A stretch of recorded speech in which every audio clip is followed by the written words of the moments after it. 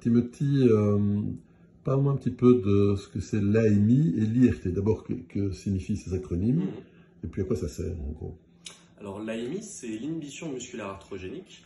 Globalement, c'est quand il y a une lésion articulaire et qu'il en résulte des inhibitions musculaires, des muscles qui ne fonctionnent plus correctement. Typiquement, je suis tombé à cheval sur mon épaule, ça m'a fait une luxation de l'épaule et des muscles de mon bras et de mon épaule ne vont plus fonctionner correctement. L'IRT, à l'inverse, c'est Injury Recall Technique. Ça a à voir avec les mémoires de trauma. En gros, quand vous avez un traumatisme qui survient, le corps va avoir des réflexes défensifs qui vont potentiellement empêcher le corps de solliciter certains membres ou certains muscles pour le protéger. À l'instant T, ça permet de le protéger, mais si la mémoire de trauma reste ancrée dans le corps, cela va par contre continuer à perturber le système musculo-squelettique pendant quelquefois même des années.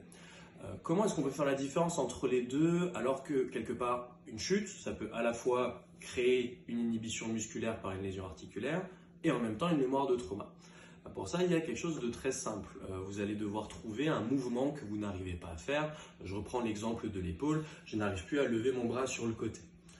Là, vous allez regarder l'endroit qui est douloureux au niveau de l'épaule et vous allez d'abord essayer de stimuler de la nociception. Vous allez vous faire un tout petit peu mal. Ça ne sert à rien de monter à 9 sur 10. 1 ou 2 sur 10, ça suffit amplement. Et vous allez pincer la peau de la zone qui est douloureuse. Si c'est une inhibition musculaire arthrogénique, momentanément, vous allez pouvoir avoir une amplitude de mouvement correcte sans qu'il y ait de douleur ou en tout cas avec une douleur drastiquement diminuée. Ça, c'est d'un point de vue diagnostic. On ne va pas vous donner de technique vraiment pour, on va dire, réparer des articulations, remettre des choses en place. Ce n'est pas le but de ce webinaire. Par contre, l'idée, c'est de pouvoir vous aiguiller sur votre diagnostic et savoir quel type de thérapeute il faut aller voir. A l'inverse, si c'est la mémoire de trauma qui est en œuvre et qui vous empêche de lever votre bras, c'est la stimulation des récepteurs mécaniques, des mécanorécepteurs de l'articulation qui va vous permettre de retrouver une bonne force musculaire et diminuer la douleur. À ce moment-là, l'idée, c'est de frotter la zone, éventuellement la tapoter, faire des pressions dessus. L'idée, c'est de se rapprocher de la stimulation qui est proche du trauma. Si par exemple vous vous êtes brûlé, il va falloir mettre quelque chose de chaud dessus. Pas de brûlant, bien évidemment, mais l'idée, c'est de suivre la même voie neurologique. Et cela doit momentanément, quand vous avez la bonne stimulation, pouvoir, pareil, récupérer son amplitude de mouvement et sa force musculaire. Ça, il y a un outil très simple pour vous aider à le corriger. En fonction de la zone du corps qui est touchée, vous allez stimuler la zone et en même temps faire soit une flexion dite atlanto-occipitale. En gros, c'est la base du crâne qui va fléchir sur la première cervicale. Pour tous les traumatismes au niveau de la tête, du cou, des clavicules et du coccyx.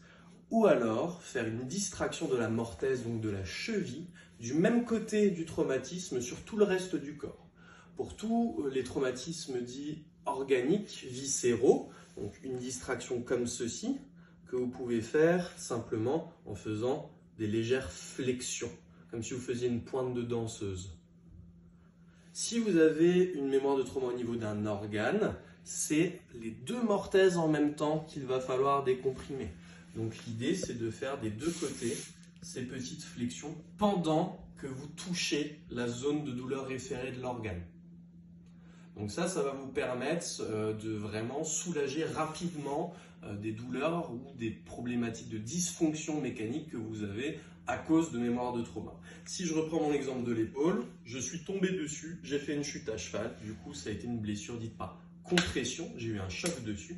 Certainement que c'est le fait de tapoter sur la zone, ça n'a pas stimulé les mêmes types de mécanorécepteurs, qui va d'abord me permettre de mieux bouger mon bras. Là je me dis, ah d'accord, c'est ça que je dois faire. Vu que c'est sur le côté de l'épaule, ça va être la mortaise du même côté que je dois décomprimer. Donc l'idée, c'est que je tapote sur mon épaule et que pendant ce temps, je fasse une décompression de ma mortaise.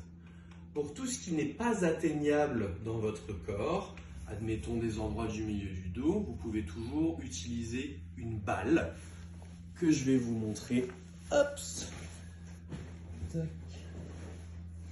Je peux peut-être assis dessus. Attends. Au pire, tu feras un raccord en coupant celle-là.